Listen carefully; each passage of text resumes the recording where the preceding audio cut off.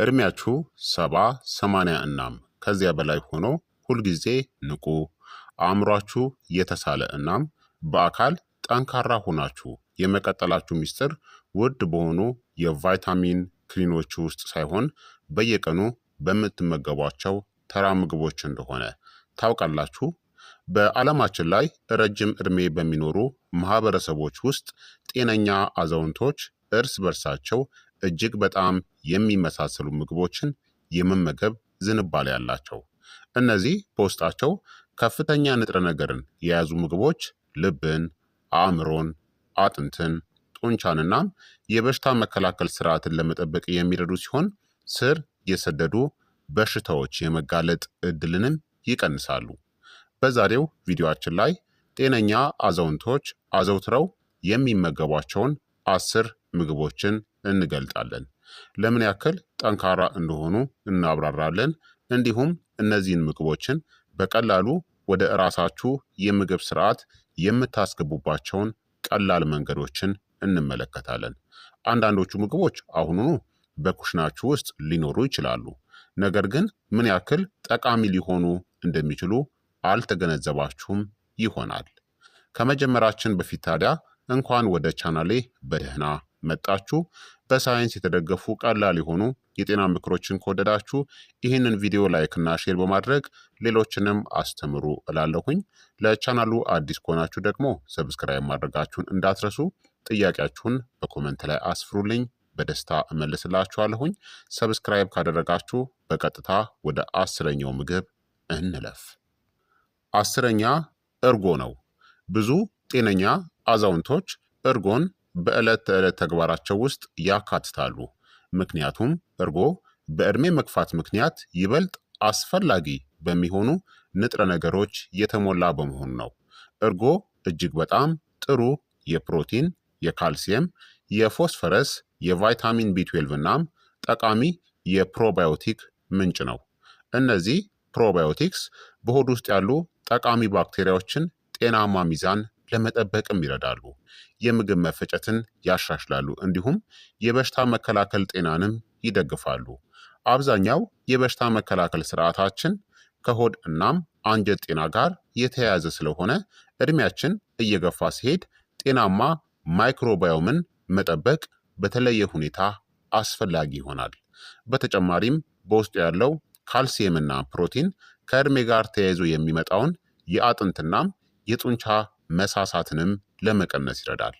በተቻለ መጠን ተፈጥሯዊ ጣፋጭ ያልተጨመረበት እርጎን ምረጡ። እናም ለተጨማሪ ንጥረ ነገር ትኩስ ፍራፍሬዎችን፣ ቤሪዎችን፣ ለውዝ ወይም ደግሞ ፍሬዎችን ጨምሩበት። 9ኛ ቅጠላቅጠል አትክልቶች ናቸው። ሊፊ ግሪን ቬጂቴብልስ የምንላቸው እንደ ስፒናች፣ ኬል ወይም ደግሞ ኮላርድ ግሪንስ፣ ቆስጣ፣ ቦክቾይ ወይም የቻይና ጎመንና ሌሎች ቅጠላቅጠሎች የንጥረ ነገር ማከማቻዎች ናቸው። ጤነኛ አዛውንቶች እነዚህን ምግቦችን አዘውትረው ይመገባሉ፣ ምክንያቱም በእነዚህ ነገሮች የበለጸጉ ናቸው። በቫይታሚን ኬ፣ ቫይታሚን ሲ፣ ፎሌት፣ ማግኒዥየም፣ ፖታሲየም፣ ሉቲን እናም ፋይበር። ቫይታሚን ኬ ጤናማ አጥንትን ይደግፋል። ሉቲን የእይታ እምቅ አቅምን ለመጠበቅ ይረዳል። እንዲሁም ከዕድሜ መግፋት ጋር ተያይዞ የሚመጣውን የአይን እይታ መበላሸት እድልንም ሊቀንስ ይችላል። ፋይበር የምግብ መፈጨት ጤናንናም ጤናማ የኮሌስትሮል መጠንንም ይደግፋል። በየሳምንቱ በተደጋጋሚ ጊዜያት ቅጠላቅጠሎችን በምግባችሁ ውስጥ ለማካተት አልሙ። 8ኛ ቅባት የበዛባቸው አሳዎች ናቸው። ፋቲ ፊሽ የምንላቸው እንደ ሳልመን፣ ሰርዲን፣ ትራውት፣ ማካሬል እናም ሄሪንግ በዕድሜ ለገፉ አዋቂዎች ሊመገቧቸው ከሚችሏቸው ጤናማ ምግቦች መካከል ቀዳሚዎቹ ናቸው። እነዚህ አሳዎች በኦሜጋ 3 ፋቲ አሲድ የበለጸጉ ናቸው። ይህም ልብን ለመጠበቅ፣ ብግነትን ለመቀነስ፣ የአንጎል ስራን ለመደገፍ፣ የአይን ጤናን ለማሻሻል እናም ጤናማ የደም ስሮችንም ለመጠበቅ ይረዳል። አዘውትሮ አሳን መመገብ ከተሻለ የአእምሮ ንቃት ጤና እናም ዝቅተኛ የልብና የደም ስር በሽታዎች ተጋላጭነት ጋር ተያይዟል። በየሳምንቱ 2 ወይም 3 ጊዜ ዘይት ወይም ፋት የበዛባቸውን አሳዎችን ለመመገብ ሞክሩ። ዘይት ማለት ፋት ማለት ነው። ፋቲ ፊሽ የምንላቸውን። ሰባተኛ ቦለቄ እናም ምስር ያሉ ጥራጥሬዎችን ነው። ጥራጥሬዎች ዋጋቸው ርካሽ፣ የሚያጠግቡ እናም በሚያስደንቅ ሁኔታ ደግሞ ገንቢ ናቸው። ጤነኛ የሆኑ አዛውንቶች ብዙውን ጊዜ በእነዚህ ይደሰታሉ። በጥቁር ቦለቄ፣ በሽምብራ፣ በምስር፣ በቀይ ቦለቄ እናም በነጭ ቦለቄ። እነዚህ ምግቦች በእነዚህ የተሞሉ ናቸው። በእጽዋት ፕሮቲን፣ በፋይበር፣ በብረት ወይም በአይረን፣ በማግኒዥየም፣ በፖታሲየም እናም በፎሌት። ፋይበር የደም ስኳርን ለማረጋጋት ይረዳል። ጤናማ የምግብ መፈጨትን ይደግፋል እናም ረዘም ላለ ጊዜ የረሃብ ስሜትም እንዳይሰማቸው ያደርጋል። እንዲሁም የተቀነባበሩ ስጋዎችን ለመተካት እጅግ በጣም ጥሩ አማራጮችም ናቸው። ስድስተኛ ለውዝና ፍሬዎች ናቸው። በየቀኑ የምትወስዱት አንዲት ትንሽ እጅ ሙሉ ለውዝ አስደናቂ የጤና ጥቅሞችን ይሰጣል። አንዳንድ ምርጥ ምርጫዎች እንደ አልመንድ፣ ዋልነት፣ ፒስታቺዮስ፣ ፒካንናም ካሼውስን ምረጡ። ለውዞች እነዚህን ይዘዋል። ጤናማ ቅባቶችን፣ ፕሮቲንን፣ ቫይታሚን ኢ፣ ማግኒዥየም እና አንቲኦክሲዳንቶችን። ዋልነት በተለይ ለአእምሮ ጤና በሚረዱ የኦሜጋ ስሪ ቅባቶች የበለጸጉ ናቸው። ነገር ግን አስታውሱ፣ ለውዞች ከፍተኛ ካሎሪ ያላቸው በመሆናቸው በመጠኑ መመገብ እጅግ አስፈላጊ ነው። አምስተኛ ብሉ ቤሪዎችን ነው። ብሉ ቤሪ እንደ እንጆሪ፣ ራስቤሪ እናም ብላክቤሪ ሊገኙ ከሚችሉ ጤናማ ፍራፍሬዎች መካከል ጥቂቶቹ ናቸው። ደማቅ ቀለማቸው አንቶሲያኒን ከሚባሉ ኃይለኛ አንቲኦክሲዳንቶች የመጣ ነው። እነዚህ ውህዶች ከእድሜ መግፋት ጋር ተያይዞ ከሚመጣው የኦክሲዲቲቭ ስትረስ ሴሎችን ለመጠበቅ ይረዳሉ። ጥናቶችም እንደሚያመለክቱት ቤሪዎች ትውስታን ወይም ማስታወስን ለመደገፍ፣ የደም ስር ስራን ለማሻሻል፣ ብግነት ወይም ኢንፍላሜሽንን ለመቀነስ፣ አንጎልን ለመጠበቅና የልብ ጤናን ለማሳደግም ይረዳሉ። ትኩስ ወይም የቀዘቀዙ ቤሪዎች ሁለቱም ምርጥ ምርጫዎች ናቸው። አራተኛ ሙሉ ጥራጥሬዎች ናቸው፣ ሆል ግሬንስ የምንላቸው። ጤነኛ አዛውንቶች ብዙውን ጊዜ የተቀነባበሩ ጥራጥሬዎችን በሙሉ ጥራጥሬዎች ይተካሉ። ምርጥ አማራጮች እንደ ኦትስ፣ ቡናማ ሩዝ፣ ኪንዋ፣ ገብስ፣ ሙሉ ስንዴ እናም ማሽላ። ሙሉ ጥራጥሬዎች እነዚህን ይሰጣሉ። ፋይበርን፣ የቢ ቫይታሚኖች አይነቶችን፣ ማግኒዥየምን፣ ብረትና ለረጅም ጊዜ የሚቆይ ኃይልን። ፋይበሩ ኮሌስትሮልን ለመቀነስና የምግብ መፈጨትን ጤና ለማሻሻል ይረዳል። ቀናችሁን በኦትሜል ጀምሩ ወይም ደግሞ በተቻለ ፍጥነት ነጭ ሩዝን በቡናማ ሩዝ ተኩት።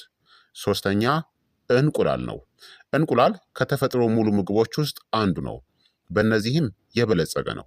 ከፍተኛ ጥራት ያለው ፕሮቲን፣ ቫይታሚን ዲ፣ ቫይታሚን ቢ12፣ ሴሊኒየም እና ኮሊን። ኮሊን በተለይ የአንጎል ስራን እናም ትውስታን ስለሚደግፍ በጣም አስፈላጊ ነው። ከፍተኛ ጥራት ያለው ፕሮቲን በእድሜ የገፉ አዋቂዎች ከእድሜ ጋር በተፈጥሮ የሚቀንሰውን የጡንቻን መጠንን ጠብቀው እንዲቆዩ ይረዳቸዋል። ለአብዛኛዎቹ ጤናማ ሰዎች እንቁላል የተመጣጠነ ምግብ አካል ሊሆን ይችላል። ሁለተኛ ኤክስትራ ቨርጂን ኦሊቭ ኦይል ነው። የሜዲትራኒያን አመጋገብን ከሚገልጹ ዋና ዋና ምግቦች አንዱ ኤክስትራ ቨርጂን ኦሊቭ ኦይል ነው። ይህ ዘይት ለልብ ጤና ጠቃሚ የሆኑ ሞኖ አንሳቹሬትድ ቅባቶችንናም ፖሊፊኖልስ የተባሉ ኃይለኛ አንቲኦክሲዳንቶችን ይዟል። እነዚህ ውህዶች እነዚህን ሊረዱ ይችላሉ። ብግነት ወይም ኢንፍላሜሽንን ለመቀነስ፣ የደም ስሮችን ለመጠበቅ፣ የኮሌስትሮል ሚዛንን ለማሻሻል እናም የአንጎል ጤናን ለመደገፍ። በቅቤ ወይም በከፍተኛ ሁኔታ በተቀነባበሩ ዘይቶች ፈንታ ኤክስትራ ቨርጂን ኦሊቭ ኦይልን በአትክልቶች፣ በሰላጣዎች ወይም በሙሉ ጥራጥሬዎች ላይ አፍስሱ።